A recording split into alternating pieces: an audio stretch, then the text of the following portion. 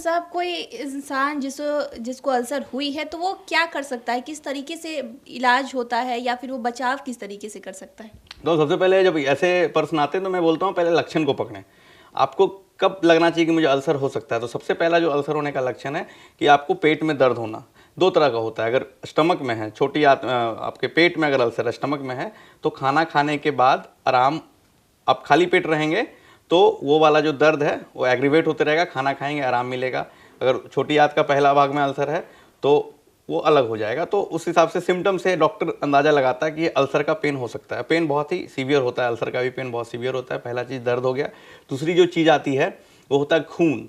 खून निकलना, या तो उल्टी करा दे या तो काला पेखाना हो। बहुत बार हम बोलते हैं काला, किस तरह का काला? तो चारकोल जैसा, बिल्कुल कोयला जैसा, इसको मैलिना बोलते हैं। अगर उस तरह का पेखाना हो रहा है, खून की कमी हो रही है, पता नहीं चल रहा है, खून कमते जा रहा है शरीर में, काला पेखाना हो रहा है, अगर नहीं देख भी पा रहे हैं और खून कम हो रहा है तो अल्सर की जांच होनी चाहिए, इंडोस्कोपी होनी चाहिए। दूसरी चीज़, तीसरी चीज़ क्या हो रही है? वजन में कमी आती जा रही है, भूख लगने में कमी आ रही है, आपको बुखार आ रहा है तो कैंसर के लक्षण है, उसके साथ अल्सर हो सकता है जो कैंसर। चौथी चीज़ क्या होती है कि अल्सर के साथ साथ अगल बगल का जो एरिया है वो फूल गया, आपके पेट में जो जगह है जाने का, खाना उसको रोक दिया, तो अल्सर के साथ उल्टी हो रहा है। जब उल्टी हो रही है खाने के बाद तो हो सके वो कहीं ना कहीं से ऑब्स्ट्रक्शन हो रहा है, वो भी अल्सर के साथ ऑब्स्ट्रक्शन है, तो उसमें भी अब अल्सर का अंदाजा आपको लगाना चाहिए।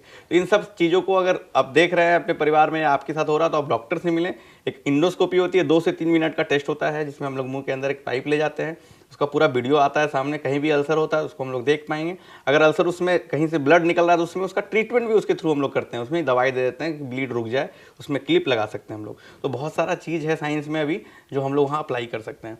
और अगर अल्सर है, वो कैंसर है कि नहीं है, उसके लिए वहाँ से टुकड़ा लाके उसका भी इलाज हम लोग कर सकते हैं। कैंसर हो जाए तो कैंसर का भी इलाज है। अगर कैंसर इनिशियल स्टेज में तो उसको काट के पूरी तरह से हम लोग हटा सकते हैं, अगर वो फैल गया तो उसकी दवाई दे सकते हैं।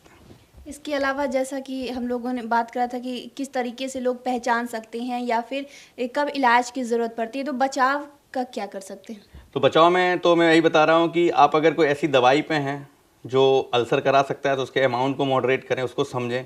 इस दवाई का एक साइड इफेक्ट अल्सर हो सकता है, जैसे मैंने बताया था स्टेरॉइड, एस्पिरिन टैबलेट खाते हैं लोग हार्ट में, क्लोपी टैब खाते हैं, और बहुत सारी ऐसी दवाइयाँ हैं जो अल्सर करा सकती है, उसका सेवन, उसको रोकें। दूसरी बात है, अगर आपको लग रहा है कि हम खाना टाइम पे नहीं ले रहे हैं तो उसको सुधारें, क्योंकि एक अल्टीमेटली अल्सर का रूप ले सकता है। आपको बहुत ज़्यादा गैस बन रहा है, गैस के साथ साथ आपका पेट तना रह रहा है, तो गैस अल्टीमेटली आपका अल्सर में तब्दील हो सकता है। एच पाइलोरी नाम का इन्फेक्शन है जो अल्सर भी करा सकता है, उसकी जाँच कराएँ।